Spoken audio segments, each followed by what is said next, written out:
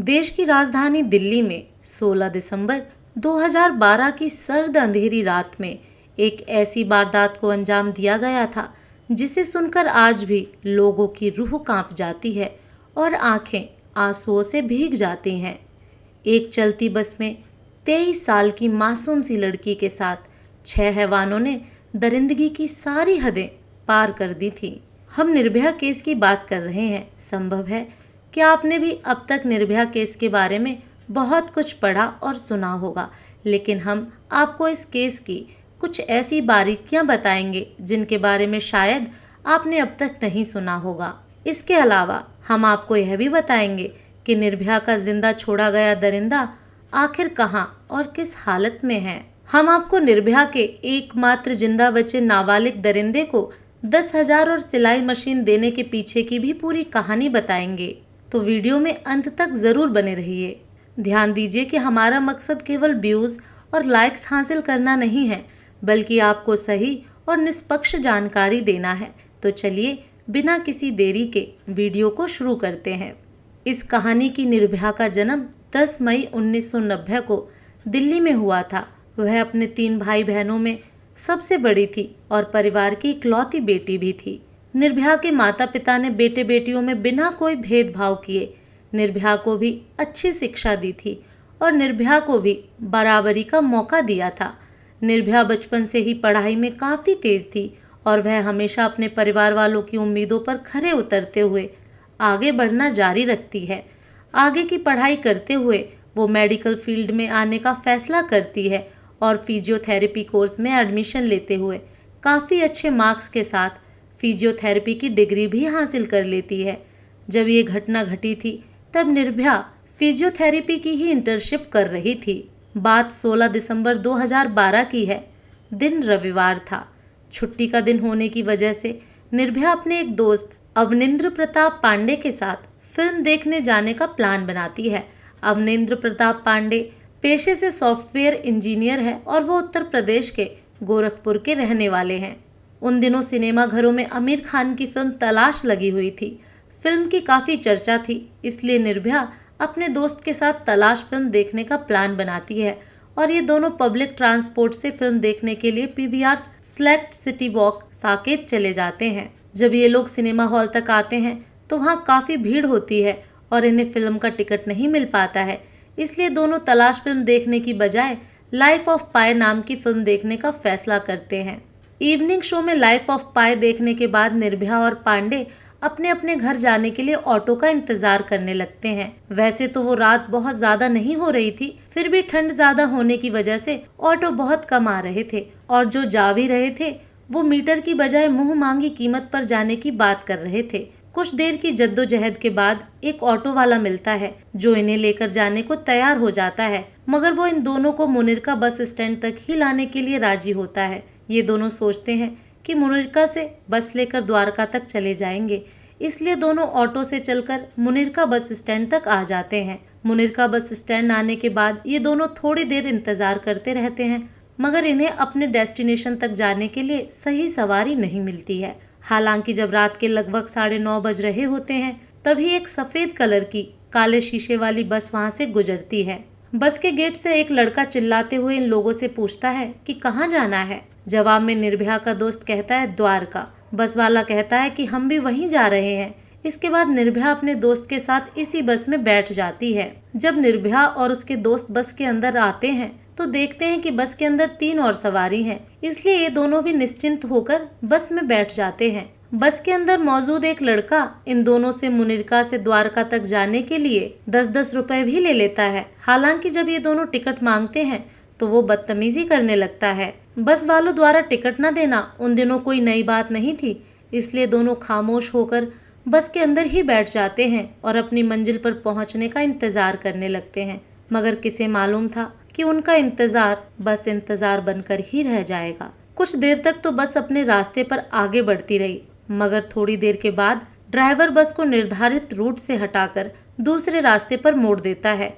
इस बात का अंदाजा होते ही निर्भया का दोस्त तुरंत बस के अंदर मौजूद लोगों से इस पर सवाल करना शुरू कर देता है इस सवाल का सही ढंग से जवाब देने की बजाय बस का दूसरा स्टाफ निर्भया के दोस्त के साथ बदतमीजी करने लगता है और उसे पूछने लगता है कि तुम दोनों आखिर कौन हो और इतनी रात में अकेले क्या कर रहे थे। जब निर्भया और उसके दोस्त बस के अंदर गए थे तब इन लोगों ने देखा था कि 3 बस स्टाफ के अलावा 3 लोग पैसेंजर सीट पर बैठे हुए थे। उन्हें लगता है कि वो तीनों पैसेंजर ही हैं, मगर थोड़ी ही देर बाद साफ हो जाता है कि वो तीनों पैसेंजर नहीं बल्कि बस स्टाफ के ही साथी हैं। अब ये सभी 6 लोग मिलकर निर्भया के दोस्त के साथ बदतमीजी करने लगते हैं और उसे उकसाना शुरू कर देते हैं। जब निर्भया का दोस्त जवाब देने लगता है तो इस पर बस के अंदर मौजूद भी सभी उसके साथ हाथापाई करने लगते हैं और उसे मारना शुरू कर देते हैं। पहले तो वो निर्भया के दोस्त को लात घूंसों से मारते हैं और फिर इसी लड़ाई के दौरान एक लड़का बस के अंदर इस्तेमाल होने वाली एक बड़ी सी लोहे की रॉड निकालता है और उसके सर पर दे मारता है। इस कारण निर्भया का दोस्त वहीं पर बेहोश होकर गिर जाता है। अब आगे निर्भया के साथ रूह कपा देने वाली दरिंदगी का सिलसिला शुरू होता है। निर्भया के दोस्त को मारने पीटने के बाद जब ये लोग देखते हैं कि वो लड़का बेहोश हो गया है तो अब ये सभी निर्भया को खींचते हुए बस की पिछली सीट पर ले जाते हैं। अब यहाँ जो कुछ भी निर्भया के साथ होता है उसे हम शब्दों में भी बयान नहीं कर सकते। बस चलती रहती है और निर्भया के साथ दरिंदगी अंजाम दी जाती रहती है। ये सिलसिला 2-2.5 घंटे तक चलता रहा। इस दौरान बस के बगल से कई बार पुलिस की गाड़ी भी गुजरती है। बस खुद भी कई थानों के बगल से गुजरती है, मगर कोई भी इस बस को रोकता नहीं है और बारी बारी से बस के अंदर मौजूद सभी 6 दरिंदे निर्भया के शरीर को नोचते रहते हैं, क्योंकि निर्भया का दोस्त सर पर हुए लोहे की रॉड की वार की वजह से बेहोश हो गया था, इसलिए वो निर्भया की मदद करने की स्थिति में नहीं था। 6 लोगों के साथ लड़ना अकेले निर्भया के लिए संभव नहीं था। फिर भी निर्भया अपनी पूरी हिम्मत लगाते हुए उन दरिंदों के साथ लड़ती है और बाद में हुए खुलासे के मुताबिक 3 में से 6 दरिंदों पर वो कई बार करती है। औरों को वो काटकर बचने की भी कोशिश करती है, मगर अफसोस ऐसा हो नहीं पाता है। जब उन सभी दरिंदों का मन भर जाता है तो ये सभी मिलकर निर्भया को बस के बाहर फेंककर उसे कुचलते हुए एक्सीडेंट का रूप देने का प्लान बनाते हैं। मगर उससे पहले ये लोग मिलकर तय करते हैं कि निर्भया का दोस्त भी मर जाना चाहिए, इसलिए एक बार फिर से निर्भया के दोस्त के सर पर दोबारा लोहे की रॉड से वार किया जाता है और फिर दोनों को चलती बस से फेंक दिया जाता है। बस से फेंकने से पहले इन दोनों के कपड़े भी वो दरिंदे उतार लेते हैं और इनके पास मौजूद मोबाइल समेत दूसरे सभी सामान लूट लेते हैं। अभी रात के लगभग 11 बज रहे थे। बस के अंदर मौजूद दरिंदों ने निर्भया के दोस्त की जान लेने की पूरी कोशिश की थी, मगर वो उसकी जान नहीं ले पाते हैं। इस कारणवश से फेंके जाने के बाद निर्भया का वही दोस्त कुछ होश में आने के बाद लोगों से मदद की गुहार लगाने लगता है, मगर काफी लोग उसे नजरअंदाज करके निकल जाते हैं। हालांकि एक अनजान व्यक्ति इन दोनों को बुरी हालत में देखकर पुलिस को फोन करता है और थोड़ी ही देर बाद पुलिस की एक टीम भी वहां पहुंच जाती है और तुरंत दोनों को सफदरगंज अस्पताल में भर्ती करवाया जाता है। निर्भया के साथ कितनी बर्बरता की गई इसका अंदाजा आप इस बात से लगा सकते हैं कि निर्भया की आंत बाहर निकल चुकी थी, बेतहासा ब्लीडिंग हो रही थी, पूरा शरीर चूर चूर हो चुका था और उसके शरीर के अंदर लोहे की रॉड डाली गई थी। निर्भया की स्थिति को देखते हुए तत्काल ही इलाज शुरू कर दिया जाता है। हालत इतनी ज्यादा गंभीर हो चुकी थी कि तुरंत ही उन्हें वेंटिलेटर सपोर्ट की जरूरत पड़ती है। कुछ ही घंटे बाद निर्भया के साथ हुई दरिंदगी की खबर मीडिया के जरिए देश दुनिया में भी फैलनी शुरू हो जाती है और जब लोग निर्भया के साथ हुई बर्बरता की कहानी सुनते हैं तो लोग गुस्से से भर जाते हैं। लोग प्रशासन और सरकार के खिलाफ सड़कों पर उतरकर विरोध प्रदर्शन करना शुरू कर देते हैं। साथ ही साथ लोग जल्द से जल्द अपराधियों की गिरफ्तारी की भी मांग करने लगते हैं। देखते ही देखते यह विरोध प्रदर्शन आंदोलन का रूप ले लेता है और देश भर में निर्भया के समर्थन में प्रदर्शन शुरू हो जाते हैं। लोग देश भर में निर्भया के लिए दुआ करना भी शुरू कर देते हैं, मगर निर्भया की हालत अस्पताल में दिन प्रतिदिन बिगड़ती चली जाती है। यहाँ तक कि 16 दिसंबर 2012 से लेकर 19 दिसंबर 2012 के बीच निर्भया की एक के बाद एक 5 सर्जरी करनी पड़ती हैं। लाख कोशिशों के बावजूद निर्भया की स्थिति बिगड़ती ही चली जाती है। इस कारण 21 दिसंबर को भारत की ओर से देश के टॉप मोस्ट डॉक्टर की एक कमेटी बनाई जाती है और सरकारी खर्चे पर निर्भया को बेस्ट मेडिकल ट्रीटमेंट देने को कहा जाता है। इसके बावजूद निर्भया की स्थिति नहीं सुधरती है, बल्कि उसके शरीर का तापमान बढ़कर 102 से 103 डिग्री फ़ारेनहाइट तक चला जाता है। यहाँ तक कि इन्फेक्शन भी बुरी तरीके से बढ़ जाता है। इधर सड़कों पर लोगों का हुजूम निर्भया के लिए आवाज बुलंद कर रहा था, तो उधर डॉक्टर जी जान लगाकर निर्भया को बचाने की कोशिश कर रहे थे, मगर स्थिति बिगड़ती ही जा रही थी। इसी के बाद तत्कालीन प्रधानमंत्री मनमोहन सिंह के नेतृत्व में 26 दिसंबर को एक कैबिनेट मीटिंग बुलाई जाती है और उसमें फैसला किया जाता है कि निर्भया को वर्ल्ड के बेस्ट ऑर्गन ट्रांसप्लांट हॉस्पिटल में भेजा जाएगा। इसी के बाद निर्भया को सिंगापुर के माउंट एलिजाबेथ हॉस्पिटल में एयरलिफ्ट करके भेजने की तैयारी शुरू हो जाती है। फाइनली 27 दिसंबर को निर्भया सिंगापुर के माउंट एलिजाबेथ हॉस्पिटल में पहुंच जाती है और वहां उसका इलाज शुरू हो जाता है। मगर यहाँ आते ही निर्भया की हालत और भी ज्यादा बिगड़ जाती है और 29 दिसंबर को स्थानीय समय अनुसार सुबह के 4:45 पर निर्भया इस दुनिया को छोड़कर हमेशा हमेशा के लिए चली जाती है।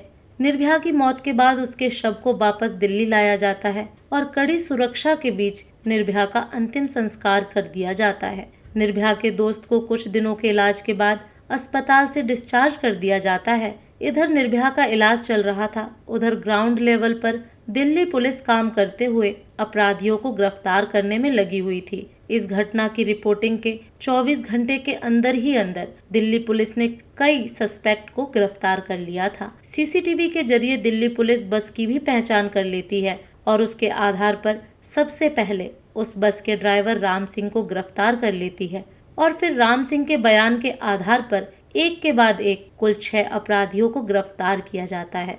गिरफ्तार अपराधियों में 30 साल का राम सिंह, 26 साल का उसका भाई मुकेश सिंह था जो राजस्थान का रहने वाला था। इसके अलावा पुलिस ने 20 साल के विनय शर्मा को भी गिरफ्तार किया था जो एक असिस्टेंट जिम इंस्ट्रक्टर था। इसके अलावा 19 साल के पवन गुप्ता को भी गिरफ्तार किया था जो एक फल बेचने वाला था। इन दोनों की गिरफ्तारी बिहार और यूपी से हुई थी, जबकि छठे अपराधी को पुलिस ने उत्तर प्रदेश के बदायूं से गिरफ्तार किया था।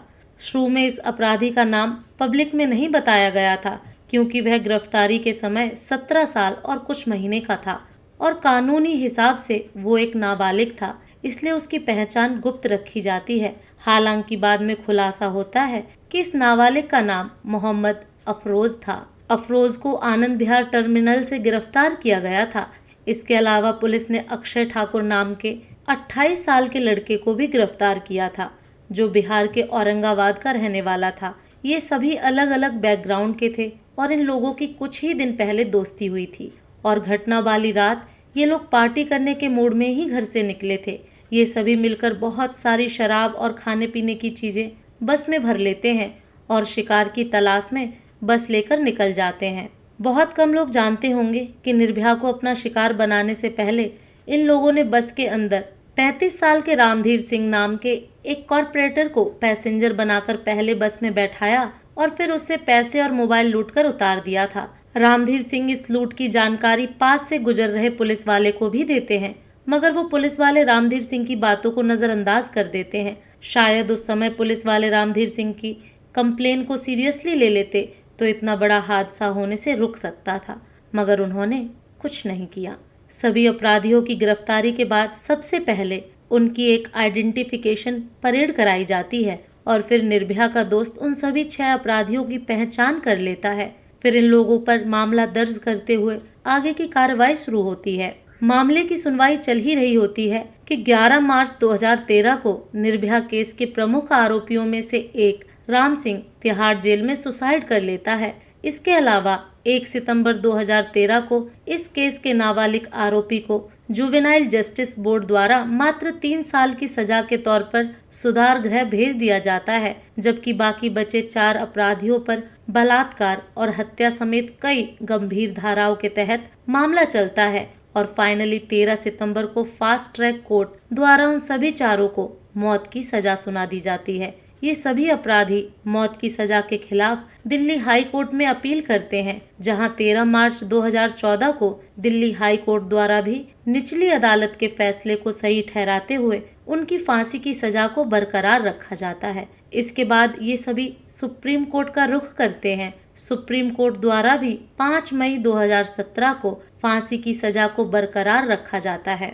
इसके बावजूद ये अपराधी एक के बाद एक अपने सभी विकल्प का इस्तेमाल करते हुए बचने की पूरी कोशिश करते हैं, मगर सुप्रीम कोर्ट के बाद प्रेसिडेंट द्वारा भी इनकी पिटीशन रिजेक्ट कर दी जाती है और फाइनली सभी कानूनी दरवाजे बंद होने के बाद चारों अपराधियों को 20 मार्च 2020 को सुबह के 5:30 बजे तिहाड़ जेल में फांसी दे दी जाती है।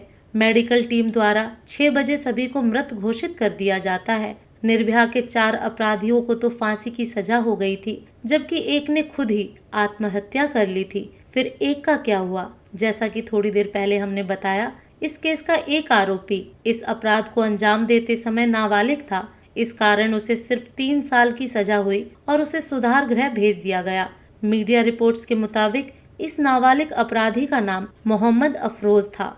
3 साल की सजा पूरी करने के बाद अफरोज को सुधार गृह से निकालकर बेहद ही गुपचुप तरीके से नई जगह पर भेज दिया जाता है। मीडिया रिपोर्ट्स के मुताबिक अफरोज को नए सिरे से जिंदगी की शुरुआत करने के लिए 10,000 और एक सिलाई मशीन भी दी जाती है ताकि वो बतौर टेलर काम करके अपनी जिंदगी गुजारे। फिलहाल अफरोज कहाँ रह रहा है, इस बात की जानकारी आधिकारिक तौर पर किसी को भी नहीं है, क्योंकि देश के कानून के मुताबिक नाबालिग अपराधी की सुरक्षा करना भी कानून की ही जिम्मेदारी है। इस पर क्या ही कहा जाए। एक दावा यह भी किया जाता है कि दिल्ली सरकार ने अपनी तरफ से अफरोज को 10,000 और सिलाई मशीन दी थी, जबकि इसके पीछे की सच्चाई भी जानना जरूरी है। दरअसल juvenile justice care and protection of children act 2014 के मुताबिक जब भी कोई नाबालिग अपराधी अपनी सजा पूरी करके बाहर आता है तो उसके पुनर्वास की व्यवस्था करना राज्य सरकार की जिम्मेदारी है। ये कानून केंद्र सरकार द्वारा ही बनाया गया है। यहाँ तक कि जब एनडीए सरकार के दौरान इस कानून में संशोधन किया गया तब भी इस प्रावधान को हटाया नहीं गया। इस कारण ही निर्भया के छठे और एकमात्र जिंदा बचे अपराधी को पुनर्वास के लिए आर्थिक मदद और कथित तौर पर सिलाई मशीन दी गई थी। हम यहाँ कोई राजनीति नहीं कर रहे हैं, बल्कि आपको सही जानकारी दे रहे हैं। इस खबर के बाहर आने के बाद लोगों का गुस्सा इसलिए भी बढ़ गया था क्योंकि कथित तौर पर निर्भया के साथ सबसे ज्यादा जुर्म इसी नाबालिग अपराधी ने किया था और इसे ही छोड़ दिया गया। एक और बात आप भी शायद जानते होंगे, दुनिया इस केस को निर्भया के नाम से जानती है और कई महीनों तक किसी को निर्भया का असली नाम मालूम नहीं था। इसकी वजह यह भी थी, भारतीय कानून के हिसाब से बलात्कार पीड़ित की असली पहचान जाहिर करना गैर कानूनी है। इस कारण इस लड़की को तब मीडिया ने निर्भया और दामिनी जैसे नाम दिए थे। मगर कानून में यह भी प्रावधान है कि अगर विक्टिम के माता पिता या परिवार वाले चाहें तो वो अपनी इच्छा से उसकी पहचान जाहिर कर सकते हैं। इसी कानून का हवाला देते हुए निर्भया के परिवार वालों ने मीडिया में बयान दिया कि उनकी बेटी ने ऐसा कुछ नहीं किया है जिससे उसकी पहचान छिपानी पड़े, बल्कि हमारी बेटी ने जिस बहादुरी से दरिंदों से मुकाबला किया उस पर तो हमें गर्व है। फिर निर्भया के पिता ने मीडिया से आगे बात करते हुए अपनी बेटी का असल नाम बताया था। हमारी इस कहानी की निर्भया का असल नाम ज्योति सिंह था। इस कामना के साथ कि ज्योति की आत्मा को शांति मिले, हम कहानी यहीं पर खत्म करते हैं। दोस्तों, आपके अनुसार देश में बलात्कार के मामलों को कम करने के लिए सरकार को क्या कदम उठाने चाहिए? कमेंट बॉक्स में ज़रूर बताएं। इस वीडियो को लाइक करते हुए शेयर भी करें ताकि जानकारी दूसरे लोगों तक भी पहुंच सके।